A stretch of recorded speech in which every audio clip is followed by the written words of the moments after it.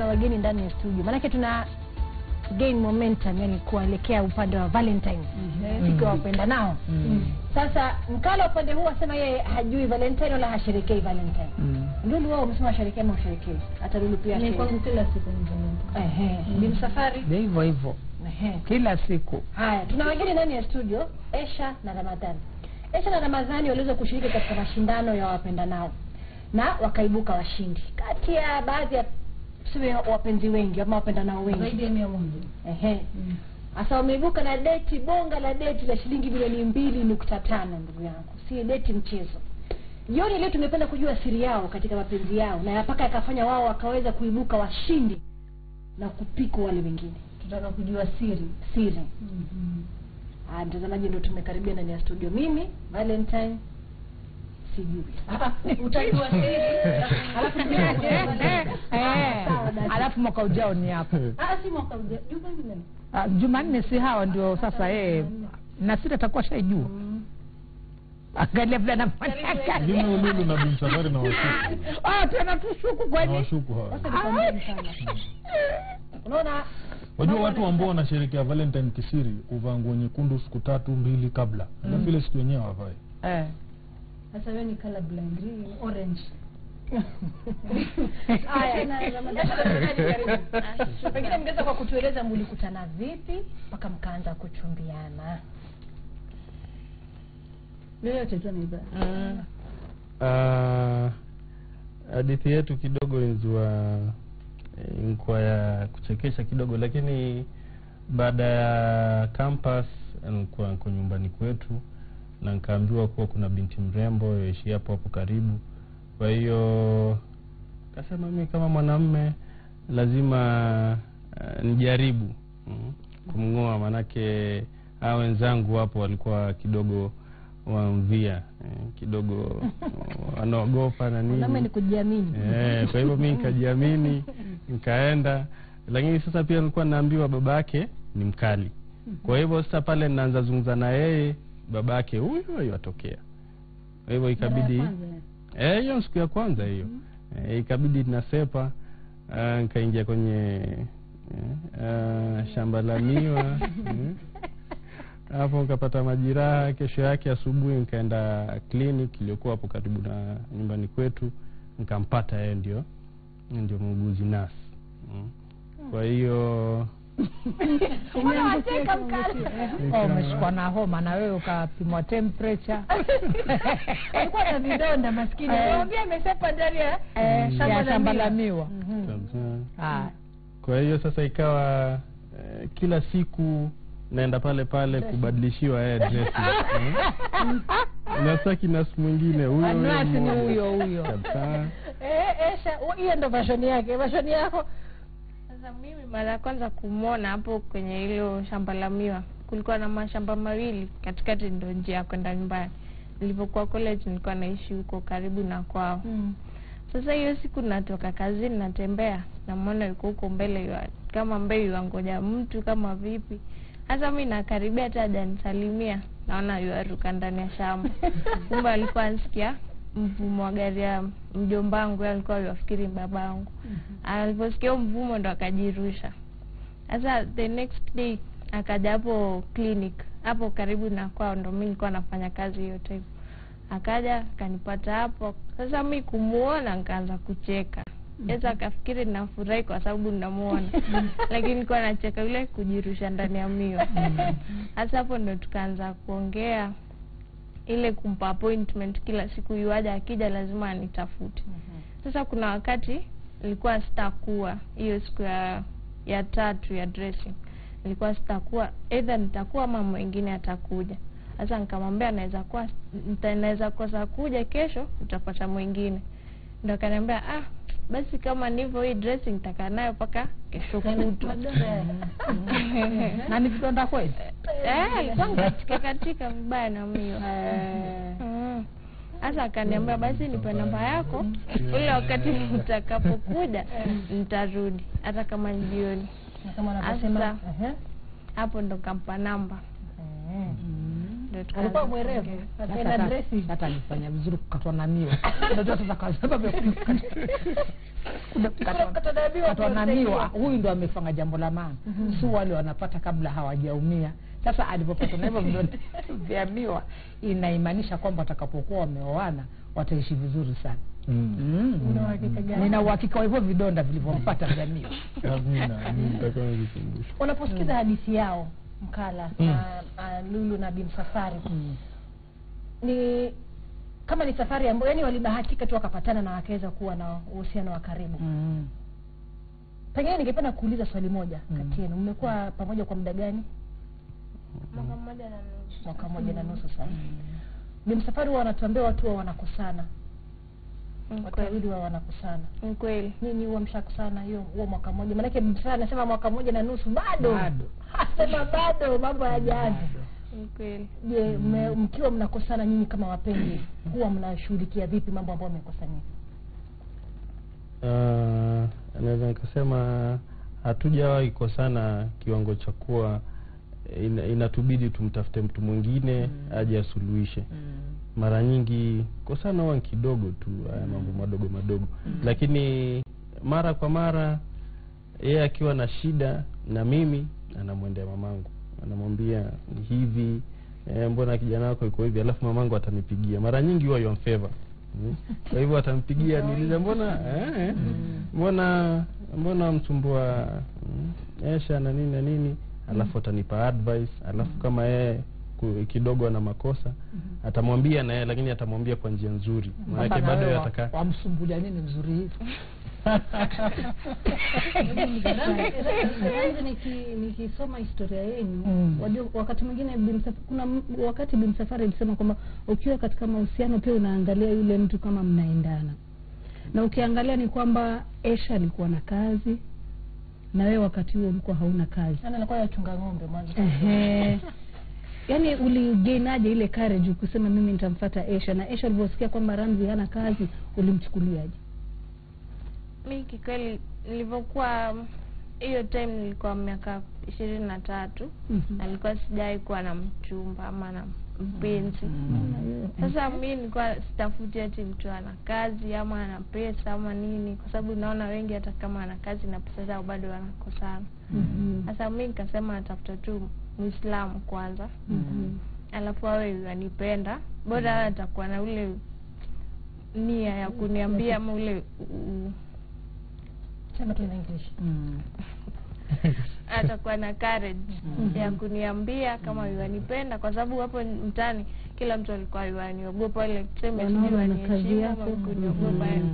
Awe na courage ya kuniambia bora na masomo yake, kazi wa baadaye.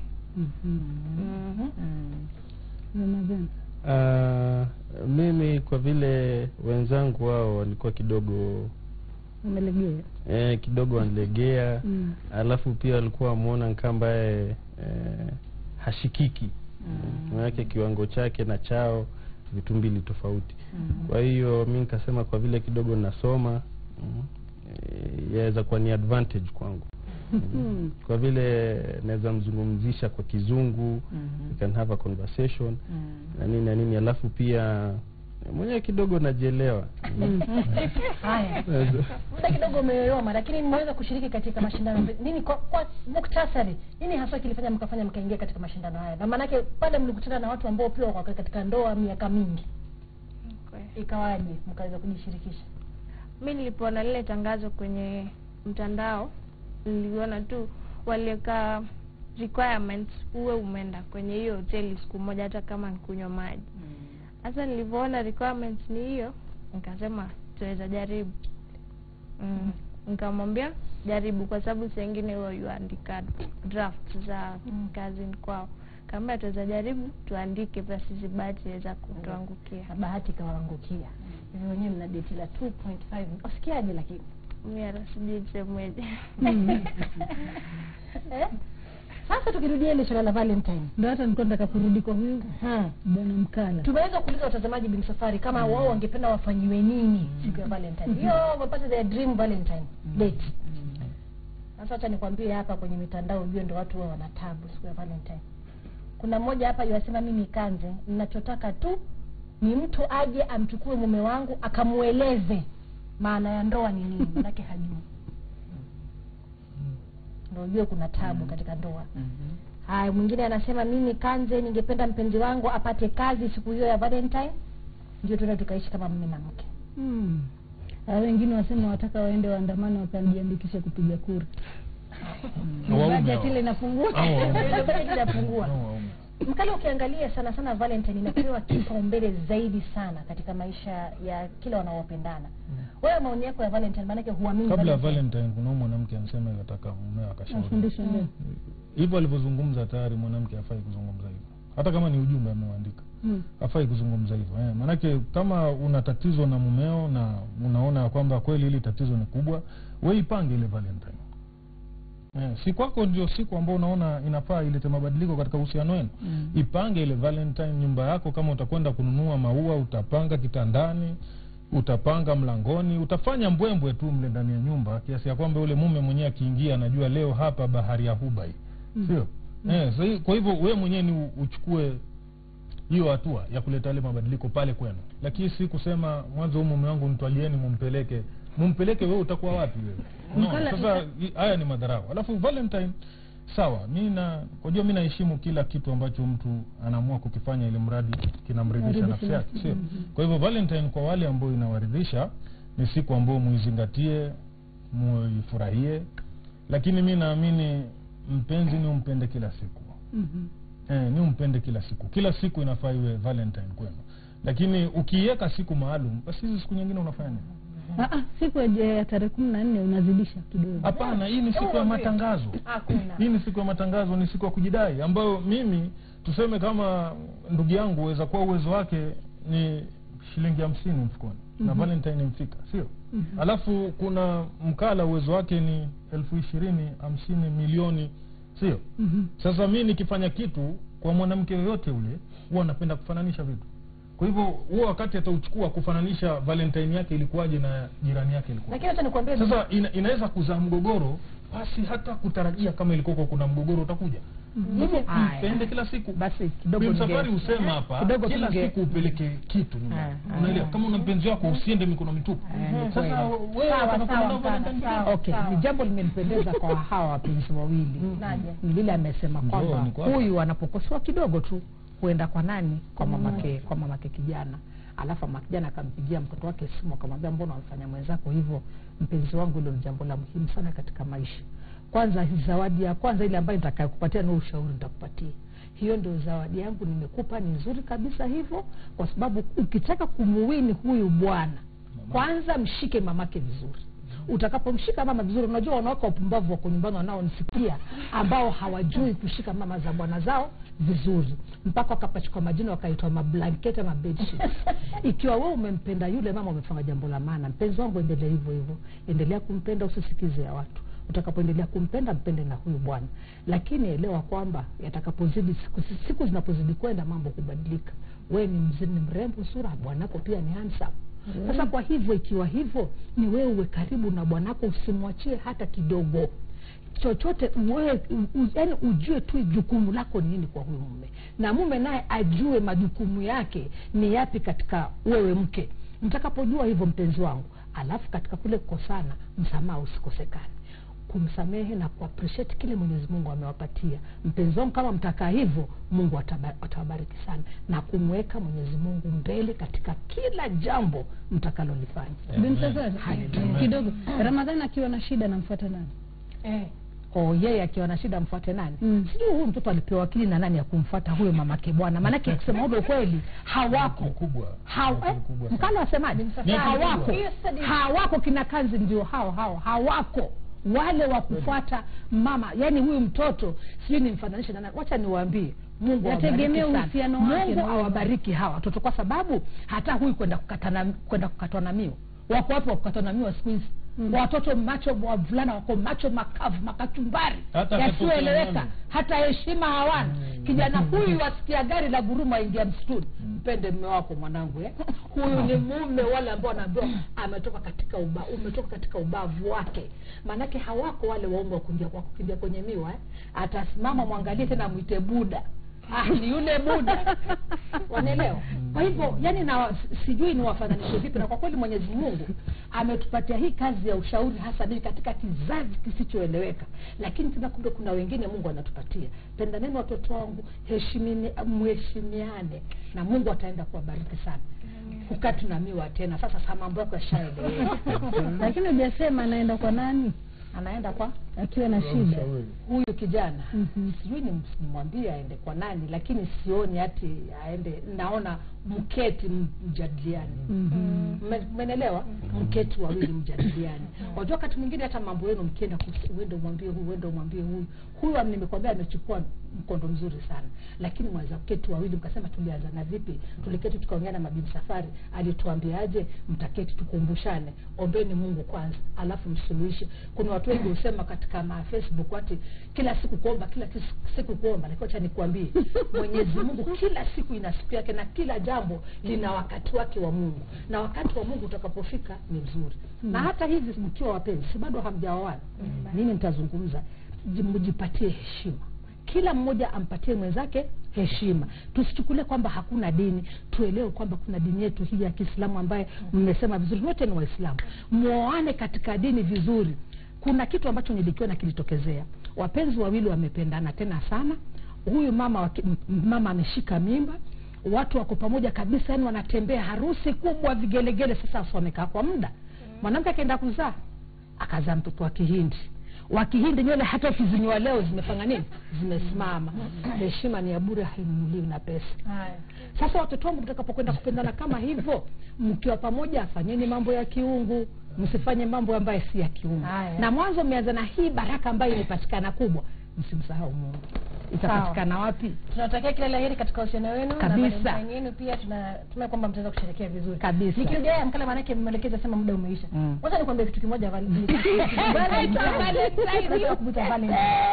Unajua ni watu wenye vale kama yako ndio wanaharibu. Wacha nikueleze kitu kimoja. Angalia mkala. Unaona Christmas, ngoja. Unaona Christmas. Hiyo siku wao mpenda Yesu sana kushinda zile siku zingine zote.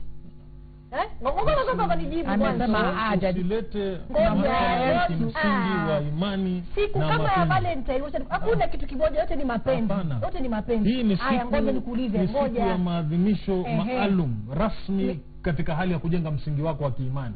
Lakini penzi tushaapa kwamba wewe ni mke wangu. Unaweza kujenga ndoa zitakazoneno. Mambo yetu tulioana lini? Tulikutana lini? Tengezeni hizo anniversary. Hiyo siku ya miwa hiyo, kama unaikumbuka tarehe yake, iweke, lete Mungu. Unanielewa? Hiyo ndio msingi yenu ya siku za kukumbuka. Si Valentine. Hii Valentine mnamjua ni nani? Aliketi akatunga, ni mapenzi yake. Yeye alifanywa kitu, akakipenda, akaitengeneza siku. Sasa sisi sote tujiingize katika siku yake. Tunatengeneza zetu. Kuna birthday ya ngoja. Ushanielewa? Kuna mtoto akizaliwa mkumbukumbu ya mama. Ushanielewa? Kuna tengezeni mapenzi yenu na siku zenu nyinyi wawili. Si siku za jumuiya tu. Tengezeni zenu. Lulu vipi tulikutana lini bana? Hiyo siku tuiwekea anniversary. Tukaposa lini?